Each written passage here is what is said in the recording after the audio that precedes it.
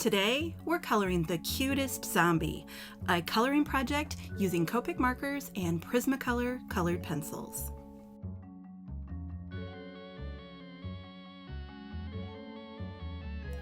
I'm Amy Shulke of VanillaArts.com, and this is the Cutest Zombie. This project was originally developed for my local Copic Club classes in Macomb, Michigan. I've had a lot of requests to make these live classes available as an online paid class. Instead, I'm going to start posting them here at YouTube as a free coloring session. So if you like what I'm doing here, please hit the like button and subscribe so that you don't miss any upcoming videos. The stamp that I'm using today is New Heights by Santoro London. This is the large version of the cling stamp. It also comes in a miniature size, which is a little small for realistic coloring. I've stamped it in light gray on a half sheet of Express It blending card, and I've added some splashy splatter shapes behind her. So let's color. The footage here has been condensed to 15 minutes, but the full project took me 1.5 hours to color. I'm using my regular Caucasian skin recipe for this image. Even though I want the girl to seem undead, I still want her to seem like, well, she was living at one point. So I'm using the regular skin recipe, I'm just changing the proportions slightly. It's a lot more B60 than I usually apply to the under eye area, and you'll see me do this kind of interesting undead look here in just a moment. Giving that face another coat of the E50 to blend it out, and now I'm blending out those arms. And here comes that extra little accent of undead. These are rotten spots, just little freckles, cute little freckles with B60.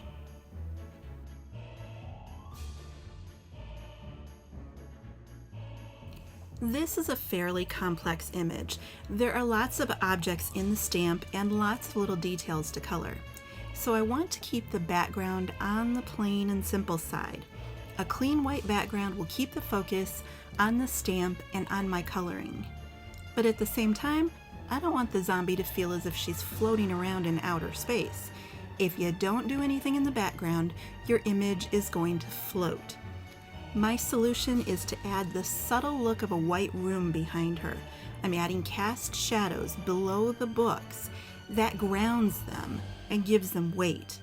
I'll also be adding some soft cast shadows to the background. Not too much. We want to keep the overall look very clean and very white.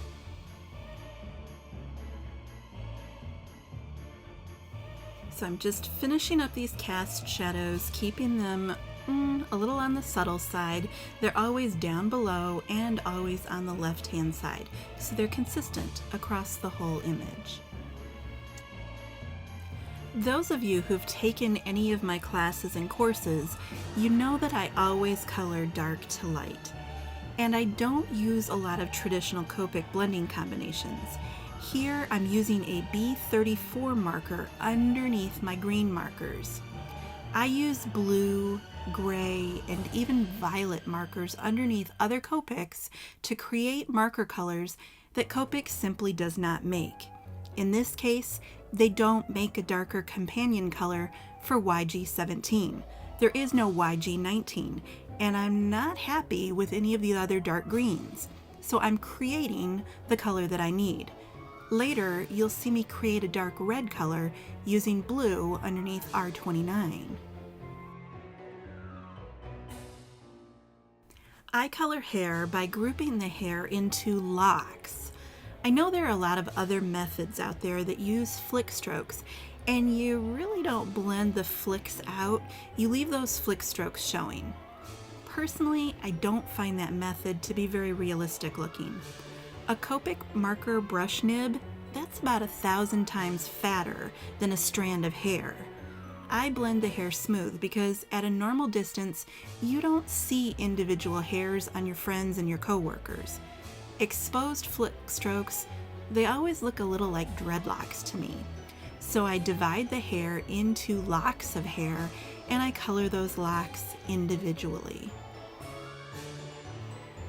For my zombie girl, I'm doing fantasy hair that runs from purple to green. I'm using a YG03 marker to make that connection, blending from dark green all the way into purple. YG03 is a very easy blending marker. It wants to blend with everyone it touches, and it makes the connection perfectly. You're going to see me repeating the same color combinations throughout this entire stamp image. So the green from the hair, it gets repeated in the skirt, on the polka dots, and even into the books. I do the same thing with the purple, using the hair recipe on the polka dots and again on some of the books. And the same red is going to appear throughout the image. This keeps my projects looking clean, cohesive, and professional. I choose a limited color palette and I repeat the colors again and again. Think about it. If I were to suddenly introduce a single orange book into the stack, that book would attract a lot of attention. The same thing if I were to color the dress pink. I keep my color palettes very small and cohesive. That keeps the attention directed at the stamp and the story that I'm trying to tell with it.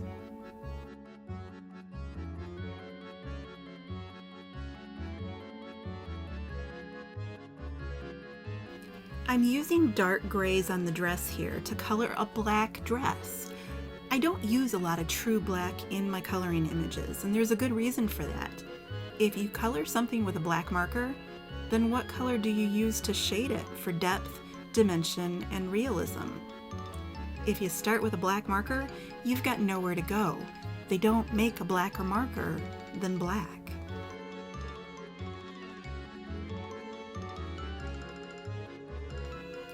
Here's that blue underneath red technique that I mentioned before. I'm using B32 to create a shade color for R29. One of the reasons why I teach underpainting to beginners is that there's not a lot of beginners who can afford a large marker collection. And actually, I don't think it's smart for anyone to buy a big collection until they've worked with Copics for a few months.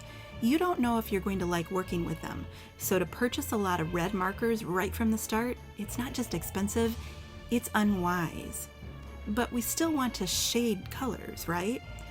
By using a blue or a gray underneath the red, you get the look of a dark red without having to go buy a dark red marker. And this same blue can be used underneath green markers, underneath purple, or you could use it straight up to color blue objects.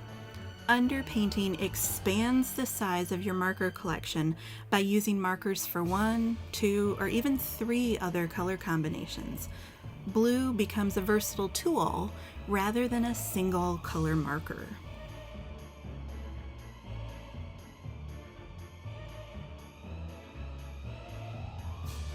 You'll also notice that my color combinations are not very big. I colored the dress using 2 gray markers.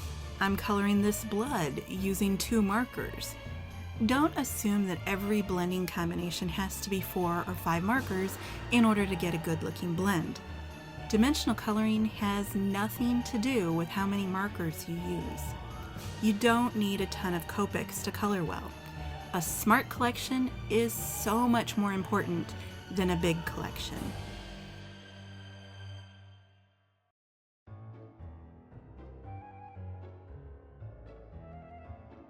Always match your tool to the task.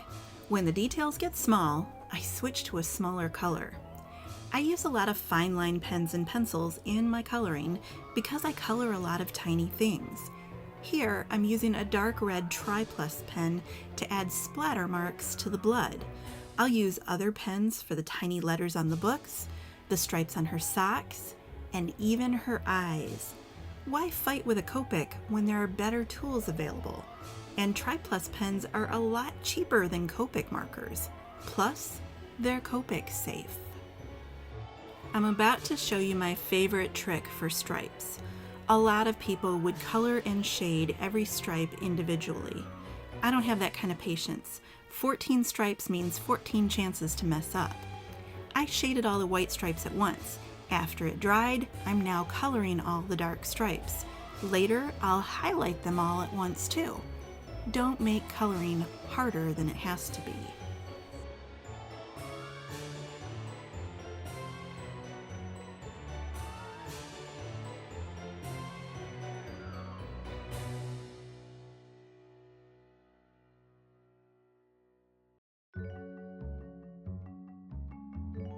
Here's that color repetition again.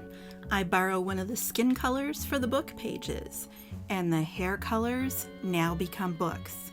This way the books do not draw too much attention. The books overall, they're not important. I want the focus to be on our cute little zombie girl.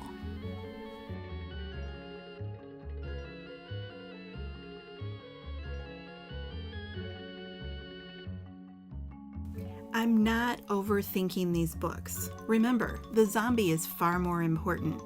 I'm not worrying about light sources. I'm just adding a simple bit of shade underneath each book or to the left side of the books.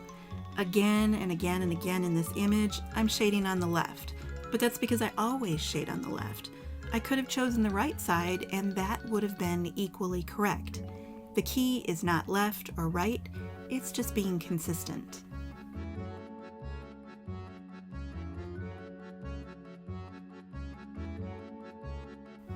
Here come the pencils. For me, this is the fun part, where I get to be creative. So I'm putting in a little bit of blush just to give her a bit of a beauty treatment. But now I'm adding grayed lavender, and I'm really going to start to play up the bags underneath her eyes and the shadows and those little rotted spots. I'm going to use a couple of different pencils on this skin to really increase the dead look. So I'm emphasizing those little rotted purple spots, and now I'm going to start to slowly tinge some of her skin green. I don't want her to be completely green, I just want to add little hints of it here and there. Sometimes a hint is all you need. Little veins here, again with the Parma Violet, using the same colors over and over again. And see how I'm rolling that pencil? That keeps my stroke nice and organic looking. It's perfect for veins. I can always add more color, but it's a little harder to remove the color. So with colored pencils, it's better to start light and work yourself a little darker. This is Prussian green. It's one of my favorite colored pencils, and then you'll see me switch to indigo blue a little bit later. Before, I colored the locks of hair. Now I'm just returning to those original stripes that were in the stamped image, and I'm just adding that texture back in. I've already got the base color done with the Copic markers. The pencils are just returning some of the original stamp details and adding more texture. I'm not trying to hide the Copic, I'm adding to it.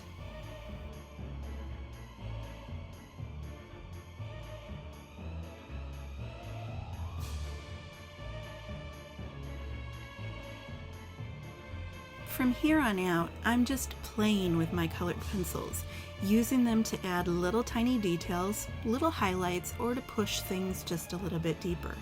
And you'll notice that I'm highlighting with a white Prismacolor pencil. I am not a big fan of gel pens. White gel pens produce a very opaque, very stark, very bold line. So in just a second here, you're going to see me use one on the lettering for some of these books, because I actually want the word brains and some of those stripes to look big and bold and white. But for the most part, I do not highlight with a white gel pen. See how here I've shifted back to that Prismacolor pencil. White Prismacolor is slightly translucent, which means when I use it on the red, after it kind of soaks into the paper, it's going to look like a light red pencil. The white highlights in the hair are going to slowly shift towards more of a violet color. It's allowing some of that Copic color to shine through, and that makes your highlights look a little bit more natural and a little more clever. I'm finishing up here with a black Prismacolor pencil, and I'm using it on the dress to shade a little bit of the corners of the dress, but also to add this rough woven texture to the dress. That dress has a lot of space to it. It would be a shame just to leave it plain when I can add texture there. And there you go. She really is the cutest zombie. I hope you try some of these coloring concepts and techniques in your Copic projects. And remember, if you want to see more free videos like this, give it a like and be sure to press the notification button so that YouTube lets you know when my next video launches. Thanks for joining me, and I'll see you again soon.